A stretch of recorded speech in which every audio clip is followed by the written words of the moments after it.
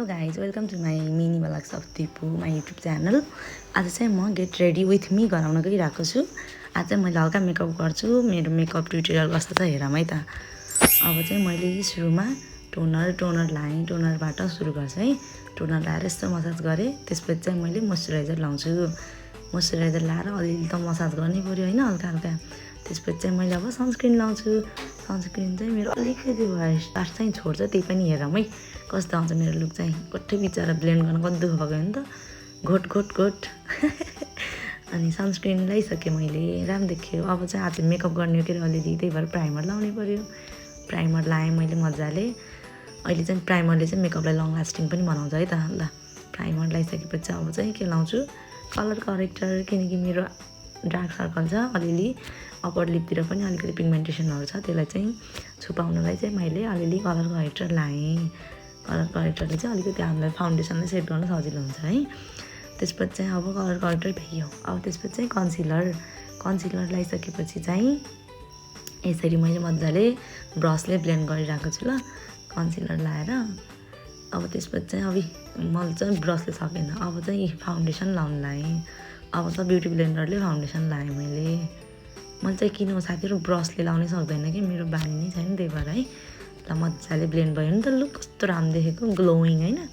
त्यसपछि अब loose पाउडरले set गर्नै पऱ्यो होइन। लुज पाउडरले चाहिँ मैले मजाले सेट गरिरहेको छु। आहा नै बल्ल डिफाइन भयो नि होइन। ल ठिक छ। अब त्यसपछि आइब्रो बनाउनु पऱ्यो। आइब्रो चाहिँ खासै बनाउनु त आउँदैन, त्यही पनि अलिअलि क्याटर म्याटर चाहिँ गर्छ है। हेर्नुहोस् कस्तो हुन्छ अनि भन्नु होला हजुरहरूले।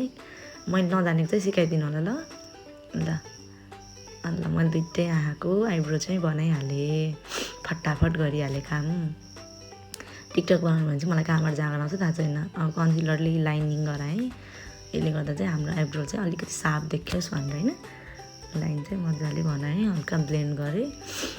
अब चाहिँ त्यसपछि मैले के लाउँछु, अब त आई स्याडो लाउँछु। आई स्याडो नलाए त मेकअप लुकै हाम्रो राम्रो होइन। ल आई स्याडो मजाले लगाइरहेको छु मैले। सुरुमा चाहिँ ओरेन्ज कलर लगेर मजाले बेस लाइन बनाएको छु।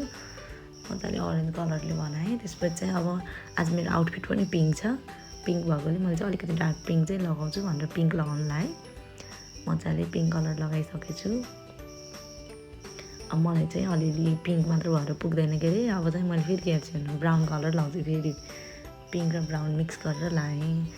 अब अलिअलि टल्किन त पऱ्यो। त्यसपछि सिमर माथिबाट चाहिँ मैले मजाले सिमर लगाइरहेको छु। सिमर चाहिँ अलि धेरै भास्तो लगाएर मैले ब्लेन्ड पनि गरेँ।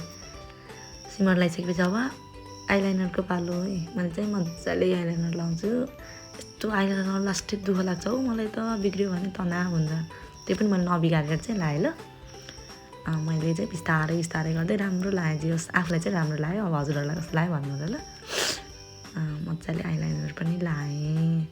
अब चाहिँ पालो मस्कारा लाउँदा जहिले मेरो आँखा घोचिन्छ भने धन्न आँसु आउनु नै, आज नि घोचिसक्यो मेरो आँखा, जहिले यस्तै हुन्छ। त्यही पनि मैले मस्कारा लाएँ भनौँ लाएँ। अब चाहिँ मैले ब्लस, माई फेभरेट, मलाई ब्लस चाहिँ एकदमै मनपर्छ। म ब्लस चाहिँ एकदम धेरै नै लाउँछु, त्यही भएर मैले चाहिँ मजाले ब्लस लगाइरहेको छु। ब्लस लगाइसकेपछि हाइलाइटर पनि लाउनु पऱ्यो, अलिअलि टल्किनलाई होइन त। हाइलाइटर पनि लाएँ, घाँटीतिर पनि लाउनु पऱ्यो, घाँटी पनि टल्काउनु पऱ्यो नि। अनि त्यसपछि चाहिँ अब मैले लिपको पालो बल्ल चाहिँ आइलाइनर के अरे लिप लाइनरले चाहिँ कहिलेकाहीँ झुक्किन्छ कि के गर्नु, मजाले लिपलाई चाहिँ अलिकति सेप दिएँ। त्यसपछि चाहिँ मैले अब प्राइमर लाउँछु लिपमा, अलिकति लङ लास्टिङ होस् भनेर होइन। त्यसपछि चाहिँ मैले लिपस्टिकको पालो लिपस्टिक लाउँछु। लिपस्टिक लगाइसकेपछि चाहिँ यसो अलिअलि तलमाथि त गर्नै पऱ्यो, नत्र मजै आउँदैन होइन।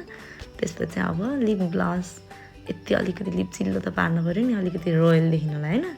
त्यही भएर जति जान्छ त्यति नै गर्छु। अब इयरिङ्स लाएँ।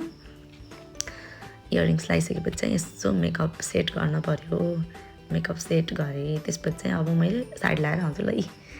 मेरो फाइनल लुक कस्तो देख्यो भन्नुहोस्। धन्यवाद सबैजनालाई, थ्याङ्क यू सो मच।